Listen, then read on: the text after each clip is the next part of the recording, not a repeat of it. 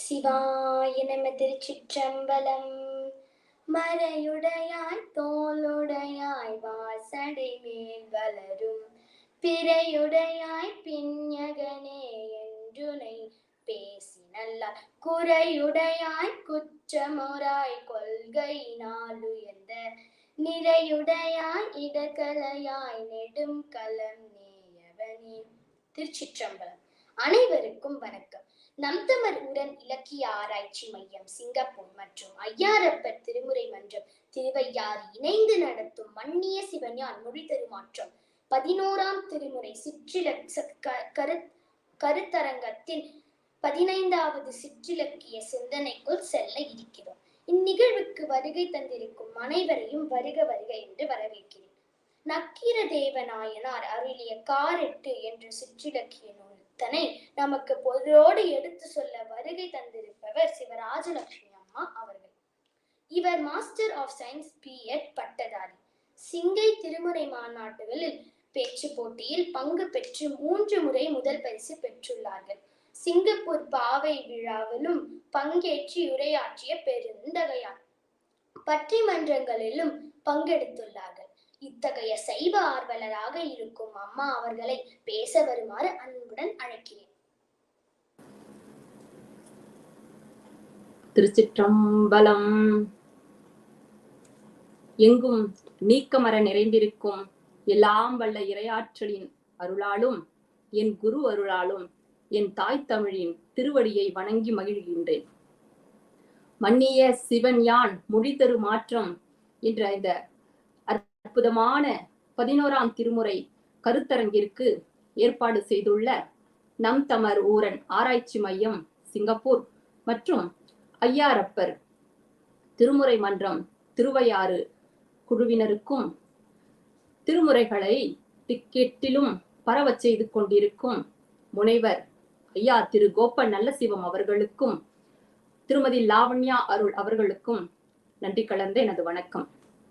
மேலும் இந்நிகழ்வை அழகாக நெறிப்படுத்திய மழலைகள் மற்றும் இப்பொழுது நெறிப்படுத்தி கொண்டிருக்கும் சிவ மதுரமொழி குட்டிகளுக்கும் எனது பணிவான வணக்கம், நன்றி. மேலும் இணையம் வழியாக இந்நிகழ்வை பார்த்து கொண்டிருக்கும் அனைத்து அடியார் பெருமக்களுக்கும் எனது பணிவான வணக்கம். இன்று நாம் சிந்திக்க எடுத்திருக்கும் தலைப்பு நக்கீர தேவநாயனார் அருளிய கார் எட்டு பற்றியதாகும். நாம் அனைவரும் நக்கீர தேவநாயனாரை பற்றி நன்கு அறிந்திருப்பதால் அவரை பற்றிய ஒரு சிறு முன்னோட்டத்தோடு நாம் உரைக்குள் செல்வோம். கீரனார் என்பது இவருடைய இயற்பெயர்.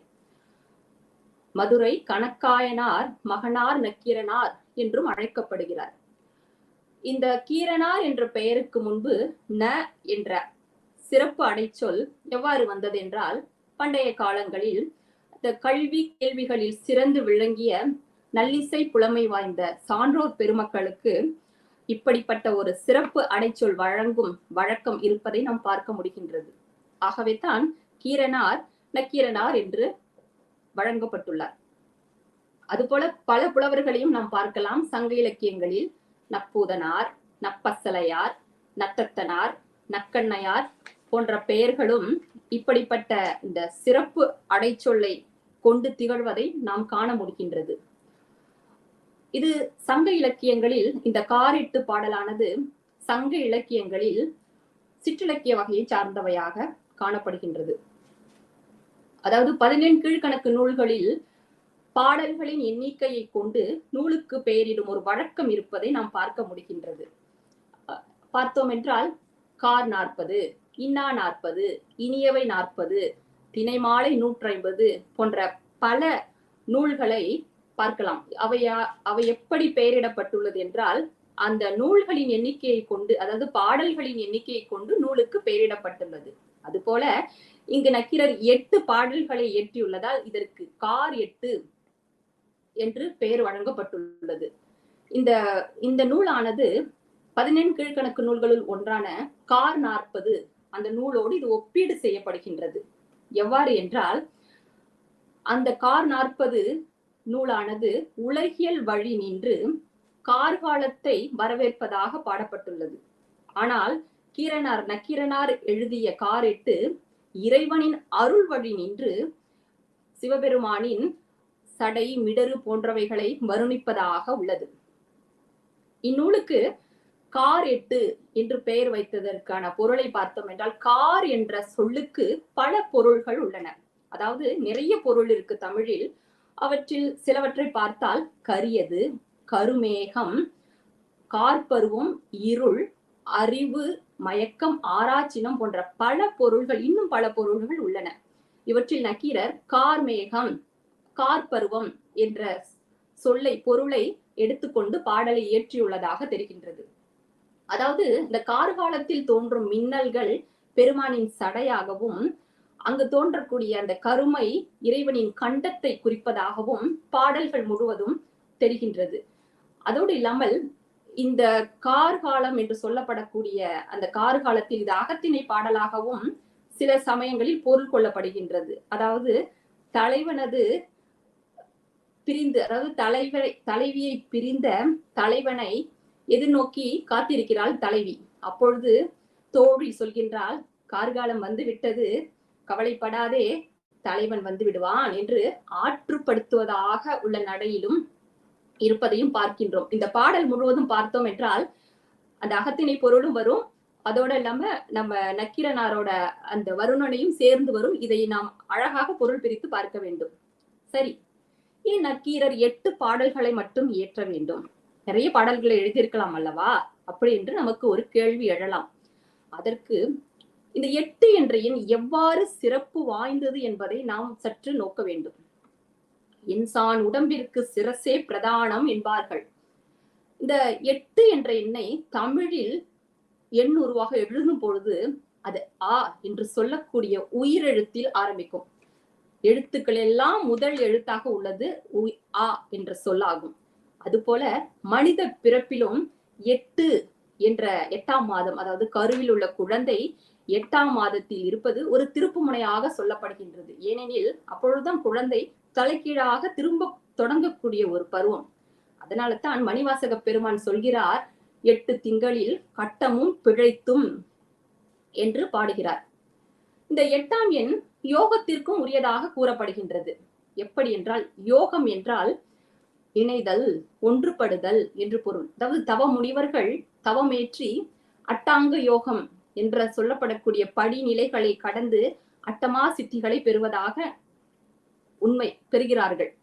இந்த அட்டாங்க யோகம் என்று சொல்லப்படக்கூடிய 8 படிநிலைகளாவன இயமம், நியமம், ஆசனம், பிரணயாமம், பிரத்யகாரம், தாரணை, தியானம், சமாதி. இந்த சமாதி என்று சொல்லக்கூடிய சொல்லுக்கு பொருள் பார்த்தோம் என்றால், சம என்றால் ஆதி என்று பொருள். சம ஆதி, அதாவது ஆதியாகிய இறைவனோடு சமமாதல் என்று பொருள். இந்த சமாதி என்ற நிலைக்கு வருவதற்கு 8 படிகள் தேவைப்படுகின்றன. அப்படிப்பட்ட ஒரு சிறப்பு வாய்ந்த ஒரு 8 எண்ணாக திகழ்கின்றது. மேலும் இந்த 8ஆம் எண்ணை தெய்வத்தன்மை வாய்ந்த எண்ணாகவும் கருதலாம். நமக்கு தெரியும், இறைவன் குணாதீதன், அதாவது குணங்களை எல்லாம் கடந்தவன். ஆயினும் அவனுக்கும் 8 குணங்கள் இருப்பதாக நமது ஆகமங்கள் வகுத்துள்ளன.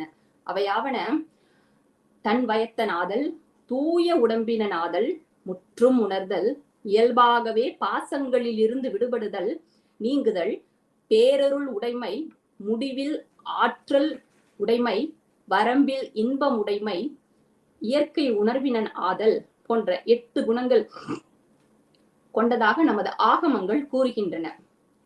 ஈசன் 8 இடங்களில் வீரச் செயல்களை புரிந்த தலங்களை நாம் அட்ட வீரட்ட தலங்கள் என்று கூறுகின்றோம்.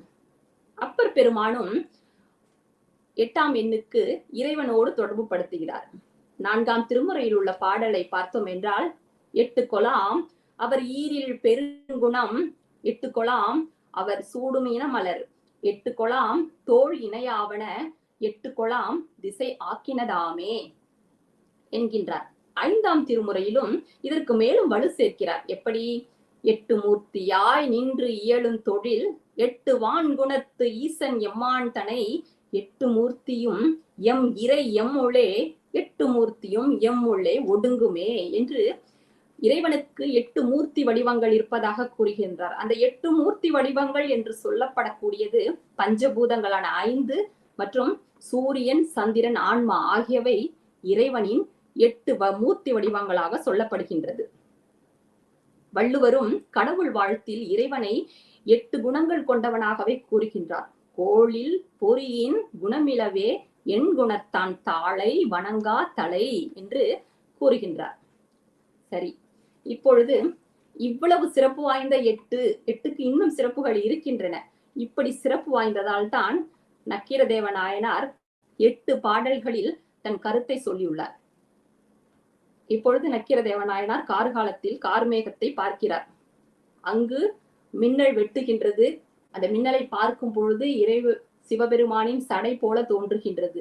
கார்காலத்தில் ஏற்படக்கூடிய இடி ஓசை எல்லாவற்றையும் இறைவனோடு ஒப்பீடு செய்கின்றார். இது இவருக்கு மட்டும் அப்படி ஒரு அனுபவம் தோன்றியதா என்றால் பல அடியார்களுக்கும் தோன்றிய அனுபவத்தை நாம் பார்க்க முடிகின்றோம். எப்படி? கொத்து கொத்தாக கொன்றை மலர்கள் பூத்து குலுங்கி இருக்கிறதை பார்க்கிறார். அந்த கொன்றை மரமே கொன்றை மாலை சூடிய சிவபெருமானாக தோன்றியது ஆனாய நாயனாருக்கு. இது அவருக்கு ஏற்பட்ட அனுபவம். திருவையாற்றிலே பார்க்கிறார், விலங்குகள், பறவைகள் வருகின்றன. அதாவது எருது, யானை, கிளி, அன்னம், சேவல் அவை துணையோடு வருவதை பார்க்கின்றார் நம் அப்பரடிகள். அவற்றை பார்க்கும் பொழுது கைலாயத்தில் ஈசனும் உமையாளும் தோன்றுவதாக தோன்றுகிறது அப்பரடிகளுக்கு. மாதர் பிறைக்கண்யானை பாடலில் ஒவ்வொரு பாடலிலும் தான் கண்ட காட்சியை அழகாக பதிவு செய்திருப்பார்.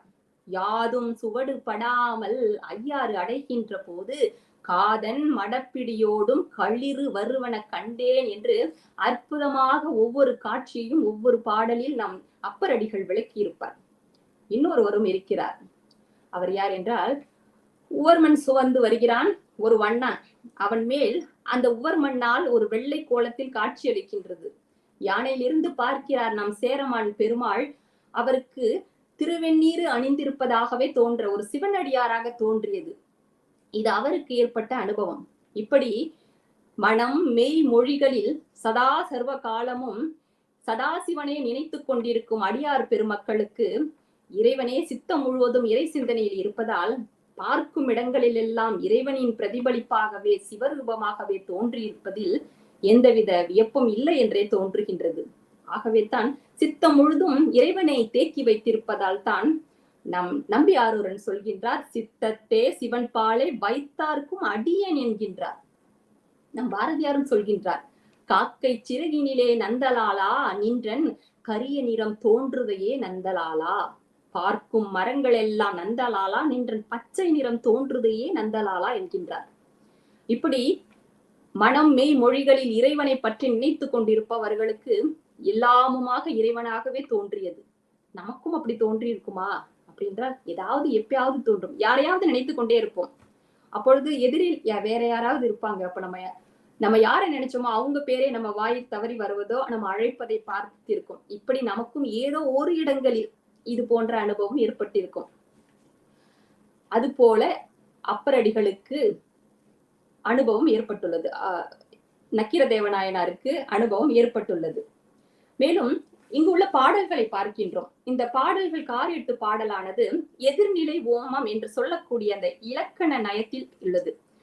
அதாவது எதிர்நிலை ஓமம் என்றால் இங்கு மேகம் சிவன், இதில் சிவம் ஓமைக்கப்பட பொருளாக இருக்க வேண்டும், மேகம் ஓமமாக இருக்க வேண்டும். ஆனால் பாடல் எப்படி இருக்கிறது என்றால் சிவம் ஓமமாகவும் மேகம் ஓமைக்கப்படும் பொருளாக மாறி அமைவதால் இது எதிர்நிலை ஓமம் என்ற நடையில் இருப்பதை பார்க்கின்றோம். இதற்கான சான்று நமக்கு தொல்காப்பியத்தில் உள்ளது. சரி, இந்த கார்8 பாடல்கள், இந்த பாடல்களில் கார்8 இந்த கார்காலத்தை பற்றி பாட இருப்பதால் இந்த கார்காலத்திற்கான கருப்பொருள்கள் சங்க இலக்கியங்களில் ஒவ்வொரு பருவத்திற்கும் ஒரு கருப்பொருள் உண்டு. அந்த கருப்பொருளின் விதிகளை உட்பட்டே நாம் பாடல் இயற்ற வேண்டும். அந்த கருப்பொருள்களும் இதில் இயங்கி எடுத்து உள்ளது. அந்த கருப்பொருள்களும் அழகாக இயற்றப்பட்டுள்ளது என்பதை நாம் பின்வரும் பாடல்களில் பார்ப்போம். ஏன் கார்மேகத்தை எடுக்க வேண்டும். கார்மேகத்தோடு இந்த பாடல்களை எழுத வேண்டும் என்று பார்த்தோம் என்றால் நக்கீரதேவ நாயனார் இந்த உலகத்திற்கு மழை மிகவும் தேவை. அதாவது அறம், பொருள், இன்பம் என்ற ஒரு 3 பொருள்களும் நடைபெற வேண்டும் என்றால் இந்த உலக உயிர்களுக்கு இந்த மழை கண்டிப்பாக தேவை, நிச்சயம் வேண்டும். அதுபோல இந்த உயிர்கள் உய்ய வேண்டும் என்றால் இறைவனின் அருள் மழை வேண்டும். ஆகவே தான் வள்ளுவரும் கடவுள் வாழ்த்துக்கு பிறகு வான் சிறப்பு என்ற ஒரு அதிகாரத்தை வைத்து சிறப்பித்துள்ளார். அதாவது கடவுள் மழை, இறைவனின் கருணை மழையும் வேண்டும், உயிர்களுக்கு கார்மேகத்தால் பொழியக்கூடிய மழையும் வேண்டும் என்று ஏறக்குறைய இரண்டையும் ஒன்றாக பார்ப்பதால் தான் இந்த கார்மேகங்களை இறைவனோடு ஒப்பிட்டு பாடியிருக்கிறார் நம் நக்கீரதேவ நாயனார். முதலில் பாடலுக்கு வருவோம். முதல் பாடல். அரவம் அரைக்கு அசைத்த அண்ணல் சடை போல விரவி எழுந்தெங்கும் மின்னி அரவினங்கள் அச்சம் கொண்டோடி அணைய அடைவுற்றே கைச்சங்கம் போல் முழங்கும் கார் என்று சொல்கின்றார். அரவம், அரவம் என்றால் இங்கு பாம்பு. இந்த பாம்பு அரைக்கு அசைத்த, இடுப்பில் பாம்பை கட்டி பட்டையாக அணிந்துள்ளவர் யார் என்றால் நம் சிவபெருமான். அந்த சிவபெருமானின் சடை போல தோன்றுகின்றதாம். எது? கார்காலத்தில் மின்னல்களை பார்க்கின்றார். அந்த மின்னல்கள் நெளி நெளியாக ஓடுகின்றன. அந்த மின்னல் வெட்டுவதை பார்க்கும் பொழுது அது இறைவனின் செஞ்சடை போல, அதாவது அந்த பாம்புகள் போல விரவி எழுந்தெங்கும், அதாவது அந்த இறைவனின் செஞ்சடை விரிசடையான ஒரு கோலத்தில் காட்சி அளிப்பதாக பார்க்கின்றார். அந்த மின்னல்கள் இறைவனின் சடை போல தோன்றுவதாக தெரிகிறது நக்கீரதேவ நாயனாருக்கு. அப்பொழுது கைச்சங்கம் போல் முழங்கும் கார், கைச்சங்கம், அந்த இடி ஓசை கேட்கின்றது. மழை காலத்தில் இடி ஓசை கேட்கும் பொழுது அது எவ்வாறு இருக்கிறதாம்? இறைவனின் கையில் உள்ள சங்கின் ஓசை போல கேட்கின்றதாம். சங்கின் ஓசை எப்படி சங்கின் நாதம் பெரும் ஓசையோடு ஒலிக்கிறதோ அது போல இடி ஓசை கேட்கின்றதாம். அதனால் அங்குள்ள பாம்புகள் அச்சம் கொண்டோடி அணை அடைவுற்றே புற்றுக்குள் பயந்து ஓடுகின்றதாம். பாம்புகளுக்கு காதுகள் கிடையாது, ஆனால் பாம்புகளுக்கு அதிர்வுகளை உணர்ந்து கொள்ளக்கூடிய ஆற்றல் இருக்கின்றது. அந்த அதிர்வுகளில் இடி ஓசை கேட்பது மட்டுமல்லாமல் பலத்த ஓசையாக இருப்பதால் பயந்து ஓடுகின்றது என்று அழகாக நயமாக இந்த பாடலில் இறைவனை பற்றியும் அந்த கார்மேகத்தோடு ஒப்பிட்டு கூறுகின்றார். இரண்டாவது பாடல். மையார் மணிமிடரு போல் கருகி மற்றவன் தன் கையால் சிலை விலகி காட்டிற்றே ஐவாய் அடலரவம் பூண்டான் அவிர்சடை போல் மின்னி கடலரவம் காண்புற்ற கார் என்று கூறுகின்றார். மையார் மணிமிடரு, இந்த இறைவனின் மிடரு என்று சொல்லக்கூடிய கண்ட பகுதியானது கார் மேகங்களைப் போல கருத்து இருக்கின்றதாம். அப்பொழுது கையார் சிலை விலகி காட்டிற்றே, மழை காலத்தில் வானவில் தோன்றும் அல்லவா, அதை பார்க்கும் பொழுது எப்படி இருக்கிறதாம்? இறைவன் கையில், ஈசன் கையில் வில்லேந்திய வடிவத்தை போன்று காணப்படுகின்றதாம். திரிபுரங்களை அழிக்க செல்லும் போது ஈசன் கையில் வில்லேந்தி வைத்திருக்கும் கோலத்தை நாம் பார்க்க முடியும். அப்படி ஒரு கோலம் தோன்றுகின்றதாம். அப்படி அழலரவம் பூண்டான் அவிர் சடை போல அந்த மின்னல், மறுபடியும் மின்னலை பார்க்கும் பொழுது அந்த சடை போல தோன்றுகின்றது. கழலரவம் காண்புற்ற கார், இங்கு கழல் அரவம், இங்கு அரவம் என்று சொல்லப்படக்கூடியது, அரவம் என்ற சொல்லுக்கு 2 பொருள் உண்டு. ஒன்று பாம்பு, இன்னொன்று ஒலி. அதாவது நம்ம சொல்ல கேள்விப்பட்டிருப்போம் இல்லையா, ஆள் அரவமே இல்லாத இடம் என்று. இங்கு சவுண்ட் அங்கு சொல்லப்படுது. அங்கு இடி ஓசையானது எப்படி கேட்கின்றதாம்? இறைவனின் எம்பெருமானின் காலில் அணிந்துள்ள கழலின் அணிகலனின் ஒளி போல கேட்கின்றதாம். இங்குதான் நம்ம ஒரு விஷயத்தை பார்க்கணும். அதாவது அந்த இடி சத்தம் கேட்கும் பொழுது முதலில் அதை சங்காக பார்த்தார். அடுத்து பார்க்கும் பொழுது காலில் அணிந்திருக்கும் அணிகலனின் ஓசை போல பார்த்தார். அடுத்தது சடை எந்த கோலத்தில் இருந்ததா என்றால் விரிசடை கோலத்தில் இருந்தது. இது எந்த கோலத்தில் இருக்கும்? நம் ஆடல் வல்லானின் நடராச பெருமானின் கோலமே இப்படிப்பட்ட கோலத்தை காட்டக்கூடியதாக உள்ளது. இதற்குத்தான் நாம் ஒன்றை கவனித்தோம் என்றால், திருமுறை பாடல்கள் பெரும்பாலும் ஈசனின் நடன கோலத்தை, ஆடல் கோலத்தையே பாடியிருப்பதை நாம் பார்க்க முடியும். ஏனெனில் திருமுறைகள் இறைவனுக்காக பாடப்பட்டது மட்டுமன்றி இந்த உயிர்கள் உய்வடைய வேண்டும் என்று மறைப்பொருளாக பல உண்மை விளக்கங்கள் உள்ளதை நாம் உணர்ந்து கொள்ள வேண்டும். அதில் முக்கியமான ஒரு தத்துவம் தான் இறைவனின் ஆடல் கோலம், அதாவது நடராசர் திருவுருவம். எம்பெருமான் நடனமாடுவதால் தான் இந்த உலகம் இயங்குகிறது. அவரது ஒவ்வொரு அசைவும் அண்டத்தில் வாழும் அனைத்து உயிர்களுக்கும் அருள் செய்யவே என்று நம் திருமுறைகள் கூறுகின்றன. இந்த இயக்கம் என்பது ஒரு மாபெரும் தத்துவம். இதனை காட்டும் இணையற்ற ஒரு வடிவம் தான் ஆடல் வல்லானின் திருவுருவம். இத திருமூலர் என்ன சொல்கின்றார் என்றால், வேதங்கள் ஆட மிகும் ஆகமம் ஆட, கீதங்கள் ஆட, கிளரண்டம் ஏழாட, பூதங்கள் ஆட, புவனம் முழுதாட, நாதம் கொண்டாடினான் ஞானானந்த கூத்தே என்கின்றார். நம் ஞான சம்பந்தரும் இத ஆடல் வல்லானின் கோலத்தை பூத இனப்படை நின்று இசை பாடவும் ஆடுவர் என்கின்றார். அப்பர் பெருமானும் இந்த ஆடல் கோலத்தை எப்படி சொல்கின்றார்? இனித்தமுடைய எடுத்த பொற்பாதமும் காண பெற்றால் மனித்த பிறவியும் வேண்டுவதை இம்மாநிலத்தே என்கின்றார். அது ஆடல் வல்லானின் கோலத்தை. அதுபோல நான் மகிழ்ந்து பாடி அரவா நீ ஆடும் போது உன் அடியின் கீழ் இருக்க வேண்டும் என்று வேண்டிக் கொண்ட காரைக்கால் அம்மையாரோ மூத்த திருப்பதிகம் முழுவதிலுமே இறைவனின் ஆடல் கோலத்தை பற்றியே பாடியுள்ளார். காடும் கடலும் மலையும் மண்ணும் விண்ணும் சுழல அனல் கையேந்தி ஆடும் அரவ புயங்கன் எங்கள் அப்பன் இடம் திரு ஆலங்காடே என்கிறார். இன்றைய விஞ்ஞானத்தால பல கேள்விகளுக்கு விடை காண முடியவில்லை, காணவும் முடியாது. ஆனால் பல நூற்றாண்டுகளுக்கு முன்பே நம் ஞான ஆசிரியர்கள் எல்லாவற்றுக்கும் தெளிவாக விளக்கங்களை சொல்லி வைத்து விட்டு போய்விட்டார்கள். நம் ஆடல் வல்லானோட நடராச திருவுருவம் இந்த பிரபஞ்சம் எப்படி தோன்றியது, அதாவது காஸ்மிக் டான்ஸ் என்று சொல்லக்கூடிய அண்ட நடனம் அதை பத்தி தெளிவா விளக்குறதுனாலதான் ஐரோப்பாவில் உள்ள CERN ஆராய்ச்சி மையம் நம்ம நடராசர் திருவுருவ சிலையை வைத்திருக்கிறார்கள் என்பதை நாம் அறிவோம். ஆனாலும் கற்றது கையளவு, கல்லாதது உலகளவு. எல்லாவற்றையும் வெறும் மனித அறிவாலும் சாதாரண புறக்கண் கொண்டும் எல்லாவற்றுக்கும் பதில் கண்டுவிட முடியாது. இதை காண்பதற்கான தீர்க்கமை ஞானமும் அகக்கண்களும் வேண்டும் என்பதே நிதர்சனமான உண்மை. இந்த அணுவோட அமைப்பும் நடராச பெருமானின் நடனமும் ஒன்றாக கருதப்படுகின்றது. அதனாலே தான் தாய்மானவர் சொன்னார், அவனன்றி ஓர் அணுவும் அசையாது. இதை இன்னும் திருமூலர் மிக அதிகமாக வலியுறுத்துகிறார். எப்படி? அணுவில் அணுவினை ஆதி பிரானை அணுவில் அணுவினை 1000 கூறிட்டு அணுவில் அணுவை அணுக வல்லார்கட்கு அணுவில் அணுவை அணுகலுமாமே என்று 7ஆம் தந்திரத்தில் நாம் திருமூலர் அப்பொழுதே இறைவன் ஏகன் அநேகனாய் விளங்கும் எம்பெருமான் அணுவில் எவ்வாறு இருக்கிறார் என்பதை தெளிவாக விளக்கியுள்ளார். அணுவுக்கு அணுவாய் அப்பாளுக்கு அப்பாளாய் என்கின்றார் ஔவையார் விநாயகர் அகவலி. ஆடல் வல்லானோட அந்த அணுத்தாண்டவம் இருக்கல்லவா, அது அணுக்கள் இயங்கும் போது அண்டங்கள் இயங்குகின்றன.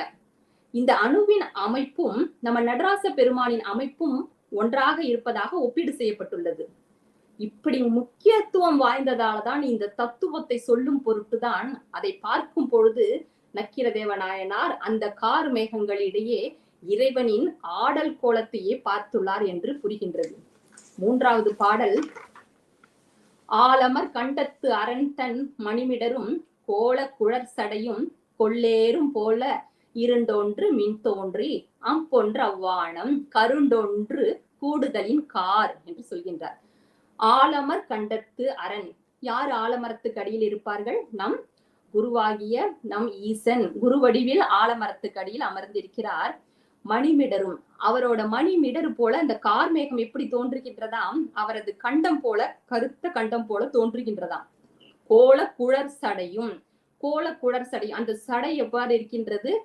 கோல அழகான ஒரு குழற் சடையும். கொல்லேறு, இங்கு மறுபடியும் மழைக்கு மேகத்தை பார்க்கும் பொழுது இடி இடிக்கின்றது.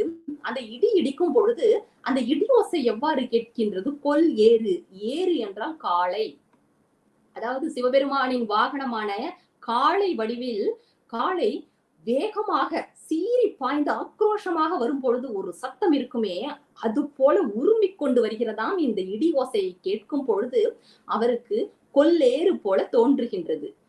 முதல் பாடலில் சங்கின் ஓசையை இடி ஓசையோடு ஒப்பீடு செய்தார்.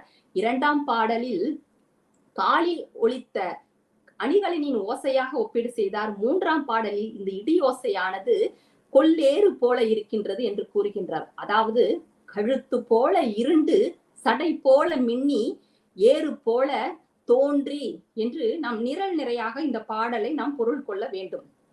4வது பாடல், இருள் கொண்ட கண்டத்து இறைவன் தன் சென்னி குருள் கொண்ட செஞ்சடை போல் மின்னி, சுருள் கொண்ட பாம்பினங்கள் அஞ்சி படம் ஒடுங்க ஆர்த்ததே காம்பினங்கள் தோழிய கார். அதாவது இருள் கொண்ட கண்டத்து இறைவன், அந்த கண்டத்தை பார்க்கிறார். அந்த கார் மேகமானது இறைவனின் கண்ட பகுதியை போல கருத்து இருக்கிறது. சரி, அடுத்தது குருள் கொண்ட செஞ்சடை போல, அந்த சென்னி, சென்னி என்றால் தலையில் உள்ள அந்த அந்த சடை எவ்வாறு இருக்கின்றதாம், பாம்பினங்கள் அஞ்சி, படம் எடுக்கின்ற பாம்பு எப்படி இருக்கும் என்றால் ஒரு விரைப்பு தன்மையோடு இருக்கும். ஆனால் படம் எடுக்க பயந்து கொண்டிருக்கும் பாம்பு எப்படி இருக்கும் என்றால் நைந்த தன்மையோடு இருக்கும். அப்படி அந்த சுருள் சுருளாக தொங்கக்கூடிய அந்த இறைவனின் அந்த செஞ்சடை எப்படி இருக்கிறதாம், பாம்புகள் படம் எடுக்க பயந்திருப்பது போல சுருள் சுருளாக தொங்குகின்றதாம். அவற்றை அந்த தோள்கள், அந்த காம்பினங்கள், காம்பினங்கள் என்ற காம்பு என்றால் மூங்கில், இந்த மூங்கில் போன்ற தோள்களை உடைய அந்த தோள்களில் அந்த பாம்புகள் போன்ற அந்த சடை தாங்கிக் கொண்டிருக்கின்றதாம் என்று அழகாக அற்புதமாக ஒப்பீடு செய்துள்ளார். இங்கு இன்னொரு விஷயத்தையும் நாம் பார்க்க வேண்டும். இங்கு காம்பு என்று சொல்லப்படக்கூடியது மூங்கில். இந்த மூங்கில் ஏன் இந்த மூங்கில்கள் இந்த மழை காலத்துல மூங்கில் மரங்கள் நிறைய வளர்ந்திருக்கு. அந்த மூங்கில் மரத்தின் மேல அந்த கார்மேகமும் தங்கி இருப்பதாகவும் ஒரு பொருள் சொல்லலாம். காம்பினங்கள் தோழிய கார் என்றும் சொல்லலாம். இப்போ இவ்வளவு உயரமான மரங்கள் இருக்கும் பொழுது ஏன் இங்கு மூங்கிலை சொல்ல வேண்டும் என்று பார்த்தோம் என்றால், ஒரு பொருள் இருக்கிறது.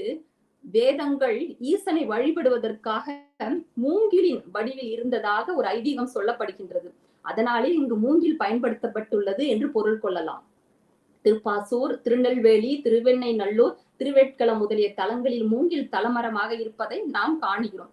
அதனால இந்த மூங்கிலை பற்றி சொல்லி இருக்கலாம். இப்போ இந்த 2 பாடலையும் பார்க்கும் பொழுது முதலில் எல்லாவற்றிலும் என்ன சொல்கிறார், இறைவனோட கண்ட பகுதி எப்படி இருக்கின்றதாம், கருத்து இருக்கின்றதாம். இங்கு இறைவனின் கண்டத்தை பற்றி அதிகம் சொல்கின்றார். இங்கும் ஒரு தத்துவத்தை நமக்கு நக்கீர பெருமான் சொல்கின்றார். எப்படி, நம் உடலில் 7 வகையான சக்கரங்கள் இருக்கு. அந்த 7 வகையான சக்கரங்கள் ஆற்றல் மையங்கள் என்று சொல்லப்படக்கூடிய நாளமில்லா சுரப்பிகளோடு தொடர்புடையது. இதுல விசுத்தி என்று சொல்லப்படக்கூடிய 5வது சக்கரம் இருக்கும் இடம் இந்த கண்ட பகுதி. இது தைராய்டு சுரப்பியோடு தொடர்புடையது மற்றும் ஆகாய தத்துவத்தையும் இது விளக்கக்கூடிய ஒரு சக்கரமாக உள்ளது. இந்த விசுத்தி சக்கரம் உச்ச நிலையில தூண்டப்பட்டிருக்கும் பொழுது ஒருவருக்கு தீய உணர்வுகளோ தீய எண்ணங்களோ தோன்றாமல் தடுக்கப்படும் என்பது உண்மை. அது என்ன, தீய எண்ணம் தீய உணர்வுகள் தடுக்கப்பட்டதால் என்னவாகும் அப்படின்னா, ஒரு பொருளை, நன்மை தீமை செயலை நாம் செய்யறதுக்கு முன்னாடி ஒரு விஷயம் செயல் வடிவமாகுவதற்கு முன்பு அது எண்ணத்தில் உருப்பெற வேண்டும். அந்த எண்ணத்தில் உருப்பெற்ற பிறகுதான் அது செயல் வடிவத்துக்கு பெறும். ஆகவேதான் தீமையை முளையிலே கிள்ளிவிட வேண்டும் என்று சொல்வார்கள். அது ஆரம்பிக்கிற இடத்துல அதை முடிச்சிட்டோம் அப்படின்னா அதற்கு பிறகு நமக்கு அந்த எண்ணம் தோன்றாது. ஆக இப்படிப்பட்ட தீய எண்ணங்களை தடுப்பதால ஒரு மனிதன் என்னவாகின்றான், அவனுக்கு பற்றோ விருப்போ வெறுப்போ இல்லாத ஒரு நடுநிலைமையான ஒரு எண்ணத்திற்கு ஒரு அமைதி நிலை உண்டாகின்றது. இந்த அமைதி நிலை அவனை எங்கு இட்டு செல்கின்றது, அகந்தை அழிந்து அன்பும் கருணையும் கொண்டு அவன் தூய உள்ளம் கொண்டவனாக மாறுகின்றான். இதுதான் இந்த விசுத்தி சக்கரத்தின் தத்துவம். ஆழகால நஞ்சை அருந்திய சிவன் கண்டத்துல விஷம் தடுத்து நிறுத்தி இருப்பது அவரது விசுத்தி சக்கரம் உச்ச நிலையிலே தூண்டப்பட்டிருக்கும் பொழுது எவ்வகை நஞ்சும் நம் உடலில் செல்லாது என்பதை காட்டுவதற்கான ஒரு தத்துவமாகவே இது சொல்லப்படுகின்றது என்பதை நாம் பார்க்கின்றோம். இறைவனுக்கு சில இடத்துல நம்ம பார்த்திருக்கோம், நான் உண்மையத்தான் சொல்றேன் அப்படின்னு சொல்லி இந்த இடத்துல கை வச்சு சில பேர் சொல்றதை நம்ம பார்த்திருக்கோம். இறைவனுக்கு விசுகண்டன் அப்படிங்கிற ஒரு பெயர் உண்டு, நீலகண்டன் என்ற பெயரும் உண்டு. இந்த இடத்துல இருக்கிறதுனால விசுகண்டன் என்ற பெயரும் உண்டு. அடுத்தது 4ஆம் பாடல், 5ஆம் பாடல். கோடரவம் கோடல் அரும்ப குறுமணிக்கான் ஆடரவம் எல்லாம் அலையடைய நீடரவ பொற்பகலம் பூண்டான் புரிசடை போல் மின்னிற்றே கற்பகலம் காண்குற்ற கார். நாம் முன்னாடியே பார்த்த மாதிரி இதுல அகப்பொருள் திணைகளும் உள்ள வரும் அப்படிங்கிற மாதிரி இருக்கிறதுனால இங்கேயும் பார்க்கிறார். கோடல்னு சொல்லக்கூடியது காந்தல் மலர். இந்த காந்தல் மலர் எப்படி இருக்கும் அப்படின்னாக்கா சிவப்பு நிறத்தில் நல்லா அழகா இருக்கும். அந்த காந்தல் மலரோட அரும்பு எப்படி இருக்கான், நெளி நெளியாக பாம்புகள் போல தோன்றுதான். அந்த பாம்புகளை பார்க்கும் போதும் இறைவனின் சடையில் உள்ள அந்த பாம்புகள் போல இறைவனின் சடை ஞாபகத்துக்கு வருது. அந்த காந்தல் மலரை பார்க்கும் பொழுதும் அதிலும் இறைவனை பார்த்ததாக சொல்லப்படுகின்றது. இப்பொழுது இறைவனை பார்க்கும் பொழுது அங்கு பெண்கள் பார்க்கிறார்கள், கார்காலம் வந்து விட்டது, நம்மை பிரிந்த தலைவன் வரும் காலமாகிவிட்டது என்று பெண்கள் மகிழ்ச்சி கொள்வதாக இந்த பாடல் சொல்கின்றது. அடுத்து 6வது பாடல். பாரும் பனி விசும்பும் பாசுபதன் பல்சடையும் ஆறும் இருள் கீண்டு மின் விலகி ஊரும் அரவம் செல அஞ்சும் அஞ்சொலார் காண்பார் அரவிந்தம் என்பார் அக்கார். பாரும் பனி விசும்பும் பாசுபதன் பல்சடையும்.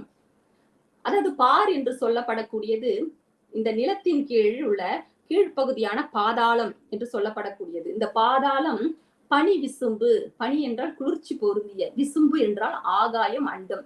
இந்த குளிர்ச்சி பொருந்திய அண்டம் மற்றும் பாசுபதனின் பல் சடையும், பாசுபதன் என்று சொல்லப்படக்கூடியது நம் இறைவன், அவரின் சடையும் ஆறும் இருள் கீண்டு, ஆறும் என்றால் நிறைந்த இருள் கொண்டு இருக்கின்றதாம்.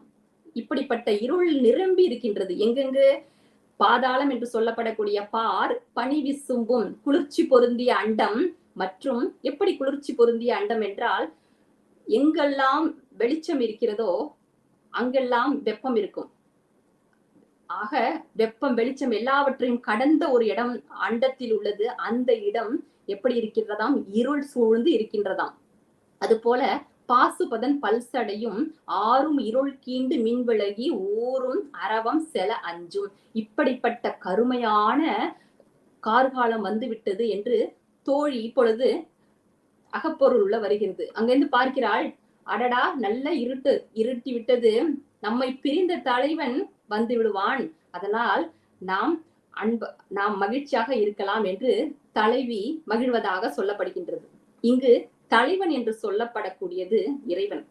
இந்த தலைவி, இந்த மற்ற பசுக்களாகிய இந்த உயிர்கள் தலைவனோடு சேர்வதற்காக தவித்துக் கொண்டிருக்கின்றன. இந்த கார்காலம் என்று சொல்லப்படக்கூடிய இறைவனின் அருள்மழை வந்து விட்டால் நாம் இறைவனோடு ஒன்றி விடுவோமே என்று தவித்து இருப்பதாக இதில் பொருள் மறைந்துள்ளதை நாம் பார்க்க வேண்டும். அப்படி அழகாக சொல்லியுள்ளார் நம் நக்கீர தேவநாயனர். 7ஆம் பாடல். செழுந்தழல் வண்ணன் செஞ்சடை போல் மின்னி அழுந்தி அலர்போல உயர எழுந்தெங்கும் ஆவிசோர் நெஞ்சினரை அன்பளக்க உற்றதே காவிசேர் கண்ணாய் அக்கார். செழுந்தழல் வண்ணன். இப்பொழுது இங்கு பார்க்கிறாள், இந்த காவி என்று சொல்லப்படக்கூடியது கருங்குவளை மலர். இந்த கருங்குவளை மலர் போன்ற கண்ணை வைத்துள்ள தோழியே சொல்கிறாள், நான் தலைவனை பிரிந்து வாடிக்கொண்டிருப்பதை இங்கு ஊரார்கள் தூற்றுகிறார்கள்.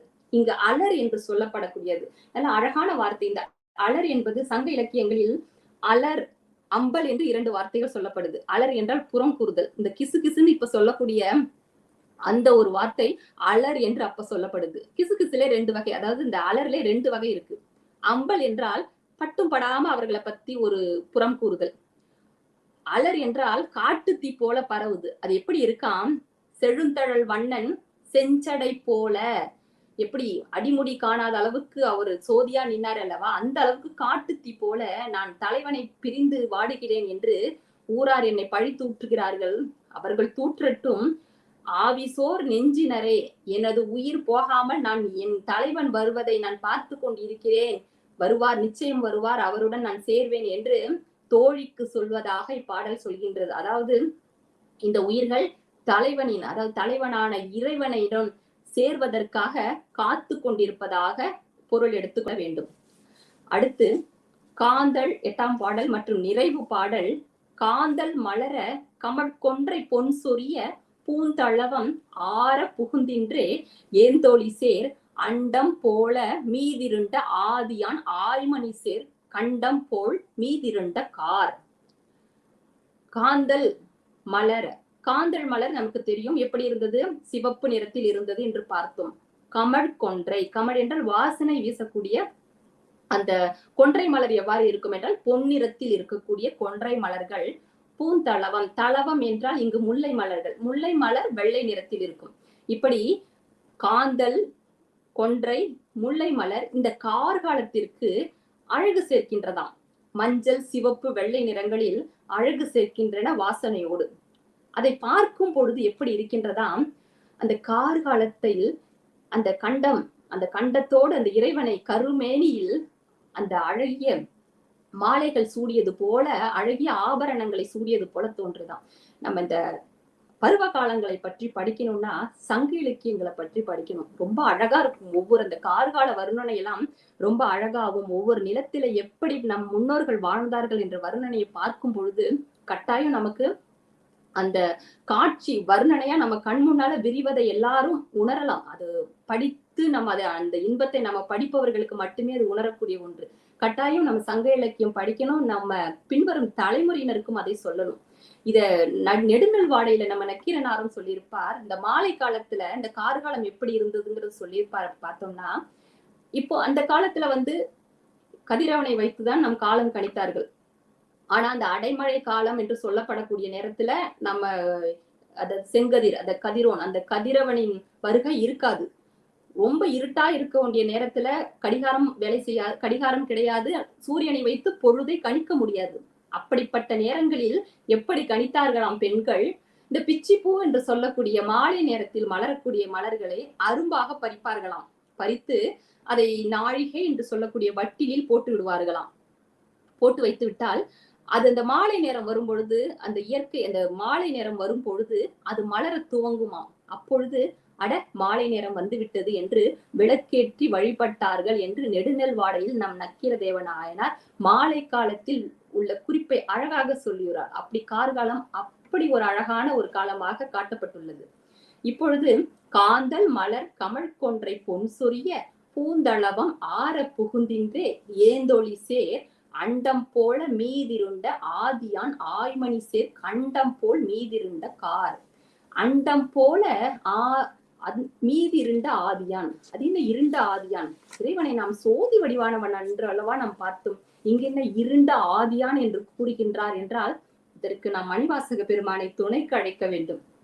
முரண்களில் முரண்பாடுகளை சொல்லி முழுமுதல் பொருளை காணும் நுட்பத்தை நமக்கு சொல்லி தந்தவர் மணிவாசக பெருமான். அவர் தந்த பெருங்கொடையில் ஒன்று. சிவபுராணத்தில் அழகாக சொல்கின்றார், சோதியனே துன்னிருளே, நீயே சோதியாக இருக்கின்றாய், நீயே துன்னிருளாகவும் இருக்கின்றாய். துன்னிருள் என்றால் இருளுக்குள் இருளாக இருக்கின்றார். இதற்கு இருள் என்பது என்ன அப்படி என்று பார்த்தோம் என்றால், ஒளி இல்லை என்பது பொருள் அல்ல. குறைந்த அளவிலான ஒளியே இருள். அது போல ஒளி என்றால் என்ன?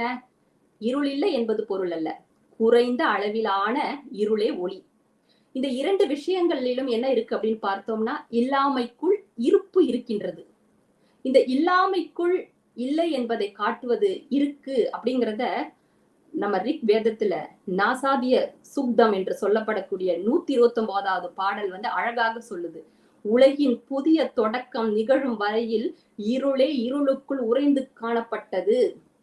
அதாவது இருள், அந்த ஆதியின் தொடக்கமானது இருள் தான். அதிலே ஒளியாகவும் இருக்கிறான், அவனே இருளாகவும் இருக்கிறான். இருளும் ஒளியும் ஒன்றிணைந்து காணப்படுகின்றான் என்று சொல்கின்றார். எப்படி நமக்குள் எப்படி அவன் இருளாக இருக்கிறான்? முன்வினைகளின் காரணமாகவே நாம் பிறப்பெடுக்கின்றோம். அப்படி பிறவி எடுத்து வரும்பொழுது நமது வினை கழிவு நடக்கிறதா என்றால் இல்லை, வினை சேர்ப்பு தான் நடந்து கொண்டே இருக்கிறது. ஏன் அப்படின்னா, இந்த பசுவாகி உயிர் தன் இயல்புல பார்த்தோம் என்றால் அறிவுடையது. ஆனால் அதில் சேரக்கூடிய அந்த அறியாமை இருள், ஆணவம் ஆகிய இருள் உயிரின் அறிவை மறைக்குது. இப்போ இந்த மனிதனின் அறியாமை இருளை போக்குவதற்காக இந்த வினை கழிவு நடக்க வேண்டும், இவன் உய்ய வேண்டும் என்று யார் கருணை எடுத்து நமக்குள் வருகிறார் என்றால், ஒளிமயமான அந்த இறைவனே நமக்குள்ளும் அந்த இருளுக்கும் இருளாகி துன்னிருளாகி நமக்குள்ளே வாழ்ந்து கொண்டிருக்கிறார். அப்படிப்பட்ட பெருங்கருணை கொண்டவன் நாம் உய்ய வேண்டும் என்பதற்காக நமது வினை கழிவாகவே நமக்குள்ளேயே இருக்கின்றான். இதை நாம் தான் உணர்வதில்லை. இதுக்கு ஒரு சிறு கதை சொல்லணும் அப்படின்னா, ஒருவன் இருந்தான். அவன் எப்பொழுதும் கடவுளை துதித்து கொண்டே இருப்பவன். அவன் ஒரு நாள் கேட்டுக்கிட்டான், ரொம்ப வரம் வேண்டி கேட்டான். என்ன கேட்டானா, கடவுளே நீ என் கூட எப்போதும் இருக்கணும், என் கூட நீ எப்போதும் இருக்கணும், நீ என்னை விட்டு போகவே கூடாது அப்படின்னு சொன்னான். சரிப்பா நான் உன் கூடவே இருக்கேன் அப்படின்னு சொன்னார். அப்பொழுது என்ன பண்ணுவாருனாக்கா, எப்ப போனாலும் ஒரு 4 காலடி தெரியும். அப்போ வந்து பார்த்துப்பான், ஓ நம்ம கூட இறைவன் இருக்கிறார் அப்படின்ட்டு ரொம்ப மகிழ்ச்சியாக அவனது நாட்கள் போய்கொண்டிருந்தன. திடீரென்று அவனுக்கு எதிர்பாராத ஒரு கஷ்டம் வந்து விட்டது. எதிர்பாராத கஷ்டத்தில் வந்து அவன் ரொம்ப உழன்று கொண்டிருக்கிறான். மறுபடியும் காலடிகளை பார்க்கிறான், அதில் 2 காலடி தான் இருக்கின்றது. அப்பொழுது அவனுக்கு மிகுந்த கோபம் வந்து விட்டது. என்னப்பா, நான் உன்னை வேண்டி விரும்பி நீ என் கூடயே இரு, என்ன கஷ்டத்தெல்லாம் என் கூட இருந்துக்கோ அப்படின்னு பார்த்தா, நல்ல சந்தோஷமா இருக்கிற நேரத்துல மட்டும் என் கூட இருந்த, கஷ்டமான நேரத்துல என்னை விட்டுட்டு போயிட்டியே அப்படின்னு சொல்லி அவனுக்கு ரொம்ப கோபம் வந்துடுச்சு. அப்ப இறைவன் அவன் கிட்ட அருகில் வந்து சொன்னார், மகனே நல்லா உத்துப்பார், அந்த காலடி உன்னோடது அல்ல என்னுடையது. நீ கஷ்டமான நேரங்களில், கடினமான நேரங்களில் உன்னை நான் தூக்கி சுமந்து கொண்டிருக்கிறேன் என்பதை நீ மறந்து விட்டாய் என்று கூறினார். அது உன்னுடைய காலடி தடம் அல்ல, என்னுடைய காலடி தடம் என்று இறைவன் கூறுவதாக இந்த கதை ஒன்று சொல்லப்படும். அதுபோல நாம் வினை கழிய வேண்டும் என்பதற்காக இறைவனே கருணையோடு நமது துன்பத்திலும் பங்கு கொண்டு வாழ்கிறான். இதனால தான் மணிவாசக பெருமான் சோதியனே துன்னிருளே இருளும் அருள் அறிய முடியாத நுட்பமாகிய பொருளாய் இன்னுள்ளே இருப்பவனே என்று கூறுகின்றார். இப்படிப்பட்ட சிறப்பு வாய்ந்த ஒரு பாடலாக கார் 8 என்ற பொருளோடு நக்கீரதேவ நாயனார் பாடியுள்ளார்.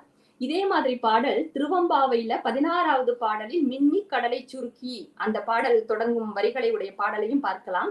அதில் இங்கு சிவபெருமானை ஒப்பீடு செய்யப்பட்டுள்ளது போல அங்கு உமையாளை அந்த மின்னலோடும் அப்புறம் அந்த வானவில் போன்ற பல கார்காலத்தில் தோன்றக்கூடிய பொருளோடு ஒப்பீடு செய்து பாடப்பட்டுள்ள அந்த அழகை நாம் பார்க்கலாம். இது திருவம்பாவையில் மின்னி கடலை சுருக்கி என்று தொடங்கக்கூடிய பாடலும் இதே மாதிரியாக இறைவனை கார்காலத்தோடு, அதாவது இறைவியை கார்காலத்தோடு ஒப்பீடு செய்யப்பட்டு பாடப்பட்டுள்ள ஒரு நூலாக கருதப்படுகின்றது. அப்படி ஒரு அழகான ஒரு நிறைய தத்துவங்கள் சொல்லப்பட்டுள்ள இந்த திருமுறைகளை சொல்லிய பாட்டின் பொருள் உணர்ந்து சொல்லுவார். வெறும் தோத்திரமாக நாம் பாடாமல் பொருள் உணர்ந்து படிக்கும் பொழுது நமக்கும் பல உண்மைகளை நம் பெருமான் நமக்கு காட்டுவார் என்று சொல்லி, இந்த பிறவியாகிய பெருங்கடலை கடப்பதற்கு திருமுறைகள் என்னும் தோணியை பற்றி கொண்டு பற்றற்றவனின் பற்றினை பற்றுவோம் என்று சொல்லி வாய்ப்பு அளித்த அனைத்து நல்லுள்ளங்களுக்கும் நன்றி கூறி விடைபெறுகிறேன். நன்றி, வணக்கம். திருச்சிற்றம்பலம். சிவாய நம. திருச்சிற்றம்பலம்.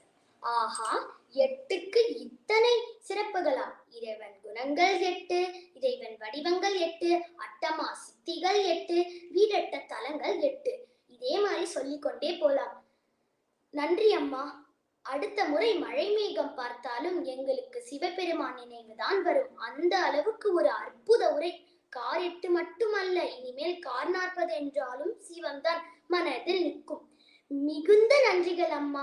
அம்மா அவர்களுக்கும் இருந்து கேட்ட இணைய அன்பர்கள் யாவர்க்கும் எங்கள் குழு சார்பாக நன்றிகளையும் வணக்கங்களையும் சொல்லிக் கொள்கிறோம். அடுத்த நிகழ்வு நக்கீர தேவநாயனார் அருளிய போற்றி திருக்கலி வெண்பா. போற்றி திருக்கலி வெண்பாவை பார்த்து கேட்டு ரசிக்க கீழே சாட்டில் கொடுக்கப்பட்டுள்ள லிங்கில் இணையுமாறு கேட்டுக்கொண்டு விடைபெறுகிறேன். நன்றி, வணக்கம். தென்னாடுடைய சிவனே போற்றி, எந்நாட்டவர்க்கும் இறைவா போற்றி, காவாய் கனக திரளே போற்றி, கைலை மலையானி போற்றி போற்றி. சிவாய நம. திருச்சிற்றம்பலம்.